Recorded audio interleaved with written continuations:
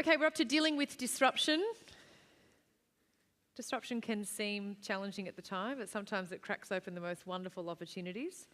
How can successful businesses adapt to change and not only survive but thrive through innovation, design and culture change? I've been very excited because Claudia's been on our table and she's flown all the way over from Miami. She thinks this is freezing at the moment. And I said, "Oh, Claudia, we haven't even hit real autumn weather or winter here." And she was just astounded. I was telling her that some suburbs of Melbourne it actually snows, and she got blown away with that because she gets beautiful weather all year round in Miami. Claudia Kotchka is a senior executive and change agent who successfully led an innovation culture transformation at Procter & Gamble. Currently, she advises Fortune 500 companies on wide-ranging aspects of innovation, design and culture change. She's recognised for her integrating design, innovation and strategy. We're so excited that you're here in Australia. Please welcome Claudia.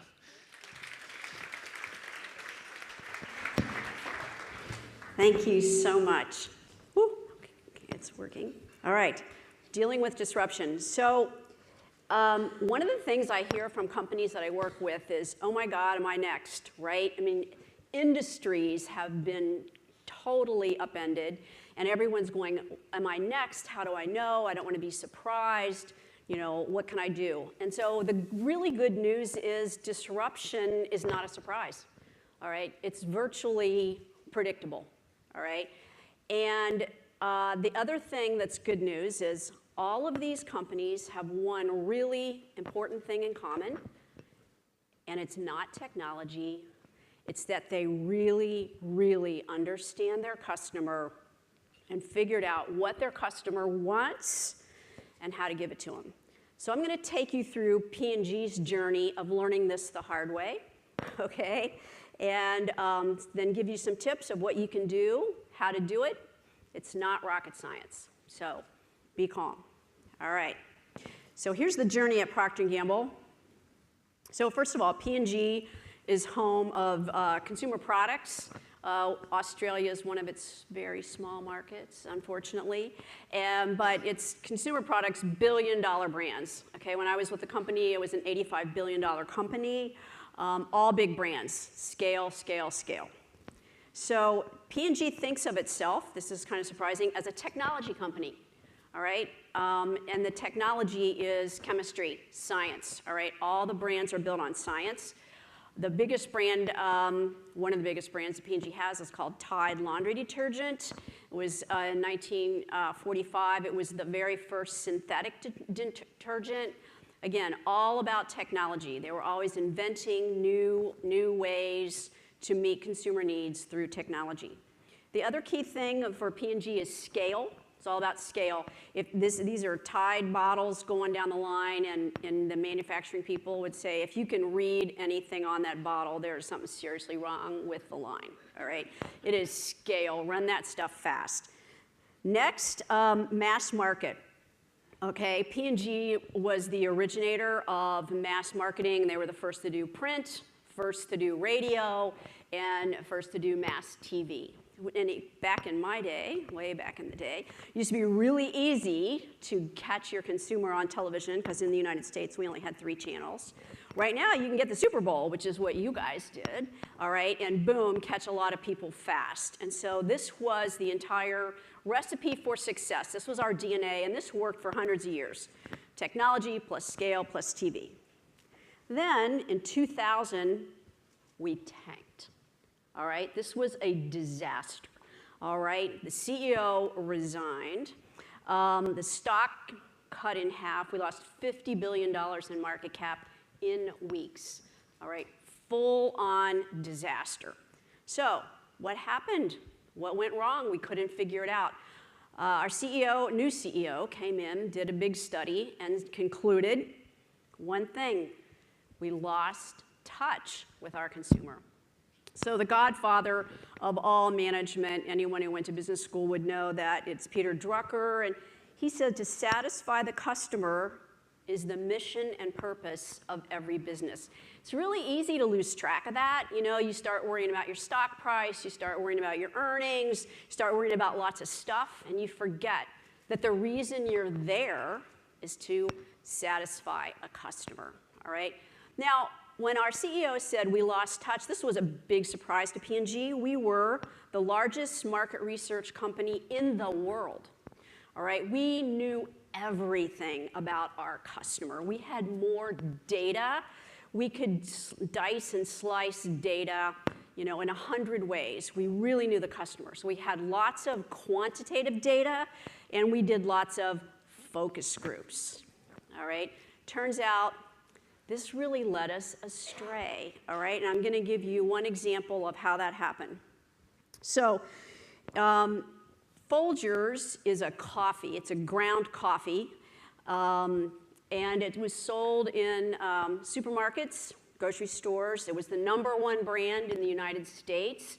Big brand, very successful.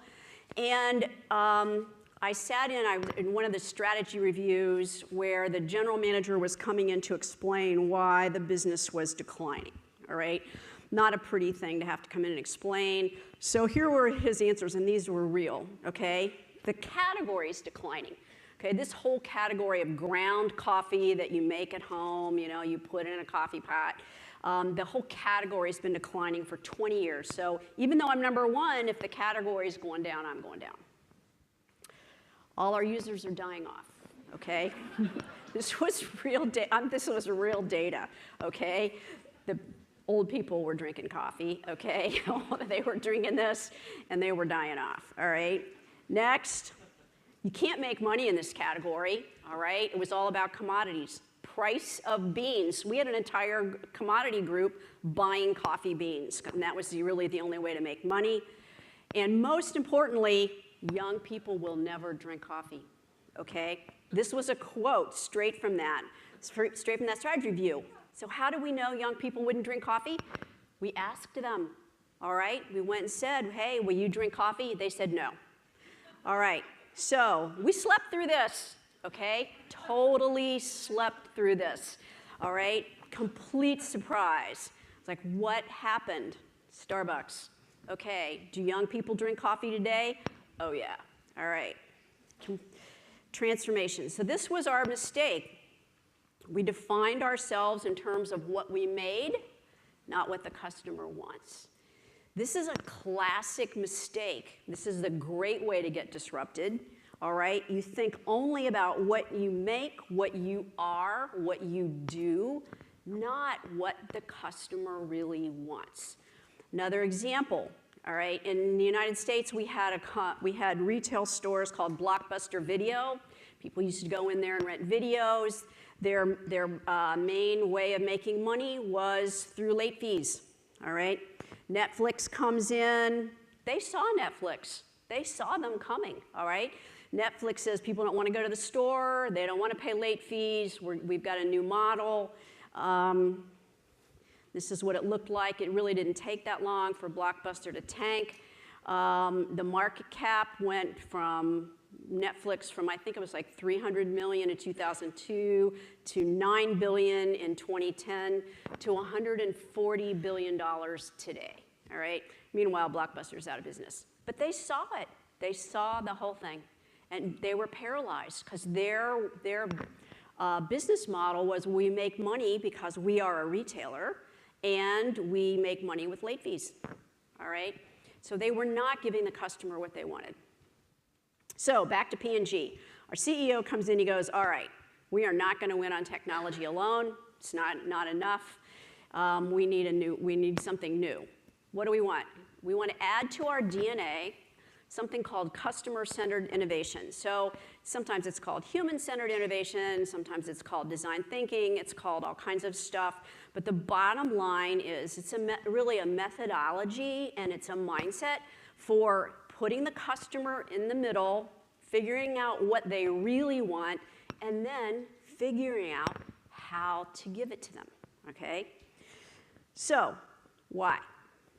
All right, different mindset, different methods. I'm going to take you through kind of an overview of what that looks like. It starts with insights through empathy. So this is P&G's idea of laundry, okay? Isn't it wonderful? This is what we think of. You know, this is our insight into laundry. This is the real insight into laundry, okay? One of the things we did early on is we sent a National Geographic photographer out to 10 cities around the world and said, take pictures of consumers doing these kinds of things, laundry, brushing your teeth, washing your hair, whatever, and this was one of those photographs. This is real, right? Not what we think it is. So you gotta really understand the consumer, insights through empathy. Next, you gotta really challenge the question. So this is, you have to ask and look at things differently. And so I think this is a great example. This is MrClean. He owned the 5th largest trucking company in the United States in the 1950s. And he would watch his trucks line up at the docks every day, waiting to load those trucks. And he's like, this is killing me, it's expensive, I'm losing money. Meanwhile, the shipping industry had been trying for years to lower the cost of shipping freight. You know, it was very expensive. It was $5.86 a ton, and they kept trying to lower it, and they were doing all kinds of things. And so he said, hey, what if we load the freight into the trucks, all right, put the trucks on the boat and ship that? He was totally laughed at. People went, get out of here. That's the stupidest thing we have ever heard of in our lives, all right? And that makes no sense. So what did he do? He bought a boat and tested it out and found out, guess what? This saves a lot of money. And he is the originator of the shipping containers that we know today. And the cost of shipping freight went from $5.86 a ton in the 1950s to 16 cents a ton. And so I think, you know, the whole idea is ask a different question, all right? Don't keep looking at, if you're the shipping industry, you know, how do we take what we're doing today and make it cheaper? Oops, sorry. Prototyping and iteration. This is really great. So in this whole methodology, you do what we call low-resolution prototyping. And that means you make something out of duct tape and pipe cleaners and paper plates, and you use that to actually, you know, get the idea across. Or if you're a service business, you make little videos, take it in and show it to consumers. I remember the first time I did this, I was with a firm called IDEO, and they said, hey, we're gonna take this prototype into consumers' homes. I'm like, no, all right, I'm not walking to somebody's house with something made out of paper plates. It's just not gonna happen, I'm embarrassed. Because at P&G, when we had a prototype, it was really polished and finished and it looked really good, all right? So we go into the consumer's home and you walk in with this kind of contraption, and the first thing the consumer thinks when they see that is, oh, these people really need my help, right? And that is exactly what you want, all right? You want her help. That's what you're looking for. That's the whole purpose of the prototype. Whereas we would take something in really polished, and they don't want to hurt your feelings. They don't want to tell you the idea sucks. So they might go, well, make it purple, you know, whatever. But what they really thought is, this is stupid. Okay, when you take something in like that, they're like, oh, I'm going to help these people out. It's perfect, all right? It's exactly what you need. The next is multidisciplinary collaboration, right? Super, super important. You want cognitive diversity at the table, all right? You want engineers, marketers, scientists all working together to really come up with, to listen to the consumer, because they're going to hear different things, and then to come up with solutions, all right? You don't want all of one discipline coming at the same problem the same way. So, what are some benefits of this methodology? I will tell you, it was very, very foreign to P&G. We're a company of scientists and MBAs, all right, and data. So we have science and data, and this looks a little loosey-goosey and a little strange. And they're like, well, you know, why would we do this? Well, here's some great benefits.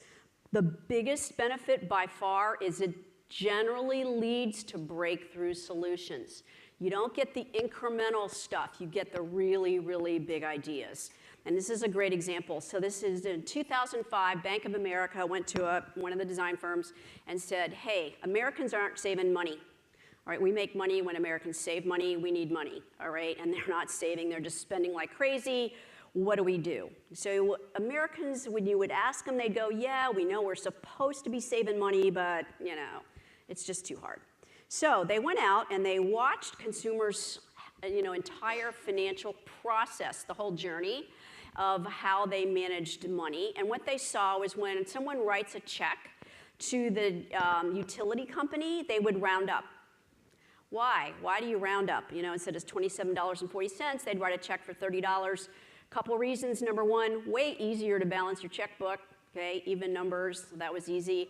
And the second was you had kind of a little credit with the utility company. So this was actually quite common. And so they took that idea and said, hey, to Citibank, you guys come up with a debit card that every time someone uses it, they'll round up, and the difference, cents, will go into their savings account. Oh my gosh. Well, people loved this because they want to save money, and but they don't really, it's just too hard. This took something they were already doing and said, we're going to help you save money. And it wasn't a lot of money, it didn't seem like. Turns out it was a lot of money, okay? So within, I think, 5 years, they got 12 million new customers and $3 billion worth of savings. All right, just by taking these, round up pennies. It was pretty amazing. So another benefit of this methodology is fast and cheap. All right, when you think of Apple, you don't usually think fast or cheap, okay? But this is a process that pretty much everyone in Silicon Valley uses. When Apple decided to go into retail, they built a store out of cardboard in a warehouse in Palo Alto. All right, took this old warehouse space, they built a store, they put kind of Apple employees in there, kind of fake, and brought consumers through. So they did a prototype, very rough prototype. Realized that it was a bomb, okay, tore it down at night, built a new one, put it back up, brought more consumers through, and they kept doing that until they knew that it was a hit. All right, and I remember the headlines when Apple launched this store was, these people are stupid, they shouldn't be in the retail business, they have no idea what they're doing, this is crazy. All right, of course, they're the most profitable per square foot retailer anywhere, and it's because by the time they spent the money to build this, they already knew they had a winner because they had prototyped their way through it, fast and cheap, cardboard. All right. Next, this works for all business models. You don't have to be in the consumer business to do this. This is General Electric. This is their healthcare division.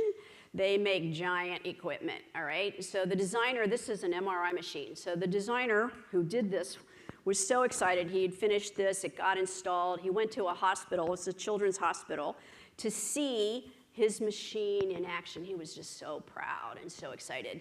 And the first thing he saw was a mother coming up with her little girl, and the little girl's in tears. She looks at this thing, she's terrified. She's like, I don't want to go in there, I don't want to go in there. And the hospital has to sedate her, all right? And what he found out was that something like 75%, anywhere between 75 and 90% of kids had to get sedated to go into an MRI.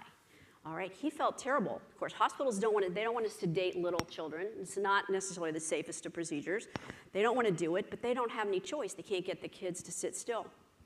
So he went out, he actually went to a children's museum, got help from kids, all right, and said, how do I change this experience? And he turned it into a ride, okay? So the kids get to go on an adventure. So as soon as the kid finds out they're going to have an MRI, they get to choose, do I want a pirate ship, a pirate adventure? Do I want a space adventure? Do I want a jungle adventure? They get a book, a coloring book. They get the whole thing. I think this was the pirate adventure.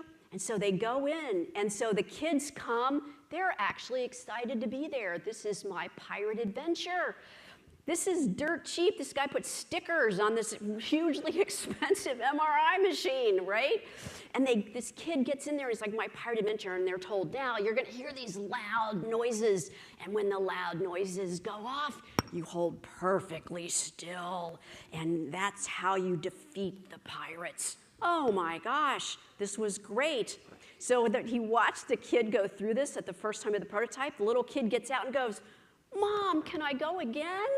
Oh my gosh, so this was great. This reduced sedation in this hospital by 80%. All right, it increased patient satisfaction by 95%, and it got 7% more patients through in a day. Hospital is very happy. So this is a win-win-win for everyone. And again, this was just really doing some consumer understanding. He's designing these machines for the hospitals. Never occurred to him what really happens through the whole process, right? All right, so now if we were like, we want to do this, we want to get this methodology, we want to put this into our system, put this into our DNA, where do we start? Where do we start and where do you start? Purpose. Okay, our first speaker this morning, the guy who gave us a welcome, talked about purpose. And this is actually where you start. Right, this is P&G's purpose: improve the lives of the world's consumers now and for generations to come. This is what makes P&G employees come to work every day. They do not come to work to raise the stock price. They do not come to work to make our CFO happy. All right, they come to work for this. And I love this quote from Bill Gates. When people come to work, they want to be connected to a dream. All of the people in your organization want to be connected to a dream. They're not coming in to help the company make money. So it's really important to know what your purpose is. Then you got to have deep consumer understanding. This is another P&G mistake that we learned the hard way. This is great. Pampers, it's the leading brand of disposable diapers. Very big globally. All right, and so we had lots of data, again, on this brand. And when you ask moms what's important in a diaper, what they tell you: absorbency, absorbency, absorbency. I don't want the diaper to leak. I don't want the diaper to leak. That is literally all they tell you. P&G put all their money, everything, all their technology into making that diaper more absorbent. Then along comes the evil empire, okay? Huggies comes out, and they take this plastic back sheet. This is the piece of plastic that's on the outside of the diaper, and they made it so that it was soft and quiet, all right? It was a very expensive piece of technology, and in order to pay for that, they took some absorbency out of the diaper. Okay, P&G was dancing in the halls, okay? They were celebrating. They're like, these idiots, all right? We know that the only thing mom cares about is absorbency. We are going to kick their butts. All right, the opposite happened. Why? Because when mom picks up her baby, she doesn't want to hear plastic. She doesn't want to feel plastic. She doesn't want to think her baby is in plastic. Is she ever going to tell you that? No, okay? And that's how P&G lost lots of money for many years trying to catch up. And that was also when we realized, oh my gosh, we thought we knew the customer and we really don't. All right, another thing. So that was your first step, your second step, which was deep consumer understanding. Your next one: inspiration from extreme consumers. This is a fascinating way to learn about your customer. Take people on either ends of the spectrum, people, for your users. And in this case, we did laundry among millennials, okay? So P&G's laundry they would talk to moms with 2 kids. Okay, and moms with 2 kids tell you, get the stains out, get the stains out, get the stains out. Their kids are playing sports, making a mess, whatever. So P&G said, extreme users, millennials, they don't really care about laundry. We're going to go in and talk to them. They're not really buying a lot of Tide. So we went in and learned some really important insights. Insight number 1, they actually weren't doing a lot of laundry, okay? They were doing what we called rewear, okay? They would take the clothes, hang them up, put them on, wear them again. Okay, so we're like, uh-oh, these are our future, consumers. What are we going to do? They're not really using it. Next thing we learned, the most important piece of clothing for any millennial: jeans. Jeans, okay? So by now, jeans had gotten super expensive. You're paying $100, $150 a pair of jeans. Oh my gosh. And the jeans are expensive because they have these special dyes in them to make them look worn, to make them look used. Those jeans aren't really used, you know that, right? But they have these special dyes that make them look like they are. And Tide is so good, it cleaned that dye right out, all right? So this was not a happy thing, all right? Now, did anyone at P&G know this? No. Did anyone in our R&D department know this? No. They're talking to moms with 2 kids who want to get the stains out, okay? And we realized, oh my gosh, this is really bad. So what did we do? Came out with Color Guard, okay? And this wasn't a product just for millennials. This was a product for everybody, all right? Because what we found out is people are really wanting to take care of their clothes, okay? It's about clothing care. It's not just about getting out stains and getting out dirt. It was a big mind shift for the entire category, all right? And so this was back to, again, we'd been thinking about what do we do? What do we do? We get out stains. No, this is not what the consumer wants, all right? And so then there's another fun category that learned the same thing. So P&G, we had a category called liquid cleaners, okay? MrClean, Mr. Proper, it's something you put in your water and mop with it. So this brand had been around for a really long time. And at P&G, if you got assigned to this category, kiss of death, okay? It was a serious career limiter, all right? Because this brand was going nowhere fast. And in fact, our CEO said, hey, look, if you're not a billion-dollar brand or on your way to becoming a billion-dollar brand, I'm going to sell you. Okay, these guys are in panic. They're like, oh my gosh, we better go find out what the heck's going on. And this is, again, this is the mistake. This is us focusing on what we make, all right? Bad decision. Because what we found out is mopping hasn't changed in a million years, and consumers don't want to mop. Swiffer, okay? So you had to think about, we don't make liquid, okay? What are we trying to do? What's the consumer want? She wants to clean. She wants to clean fast and easy. She doesn't want to mop, all right? We actually bought Swiffer from Japan, by the way. We didn't invent it, okay? We actually bought it right off the shelf from Japan. I think it was Unicharm. Who said, hey, we make this, but we don't want to sell it outside Japan. And we went, oh, we'll take it, okay? And it's a huge global brand. And then we made Swiffer dusters, and Swiffer does all kinds of stuff now, okay? Then we said, hey, we can clean that. We can clean the air, all right? Febreze, this is another huge global brand, cleans the air, all right? Great. All right, and then we took MrClean and went, what else can we do with it? Magic Eraser, MrClean Car Wash, all kinds of stuff. So that category got transformed, all right, from liquid cleaners to household care, all right? That gives you license to do a lot.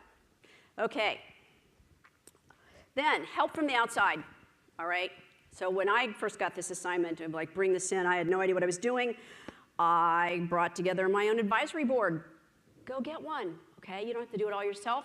Get an advisory board. And this is what I did. These were people these were expert designers from fields way outside of ours. They were not in the consumer products company or consumer products business.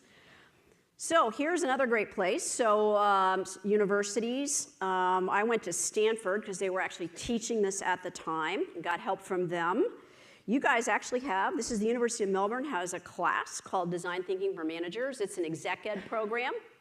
I don't know anything about it, but it's listed, okay, so I'm guessing it's good. And then our MIT has an online course called Designing the Future. Both of these courses cover this topic. All right, this is the exact topic they cover. And then there's also, you can go to Stanford. I teach at Stanford Exec Ed, and every year there are at least 2 people from Australia, every year. And also usually 2 people from New Zealand. Okay, in this class. It's a global class. It's great courses. Also, IDEOU.com, all online. It's fabulous. Okay, so you can learn this without going anywhere. You got to experiment. Okay, this is one of my favorite quotes here. I have not failed. I've just found 10,000 ways that won't work. All right, and that's the startup mentality, right? You got to have that. You got to bring the startup mentality into your organization of, I got to keep trying, I got to keep trying, I got to keep trying. Okay, so this worked, or I wouldn't be here. Pampers redeemed itself.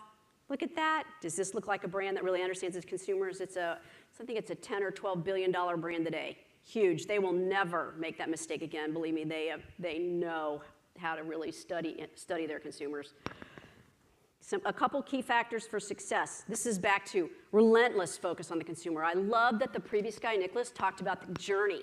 All right, you guys have a piece of the tourism business, and if you're in one small space, you got a piece of it. That journey starts the minute they start thinking about Australia all the way to when they go home.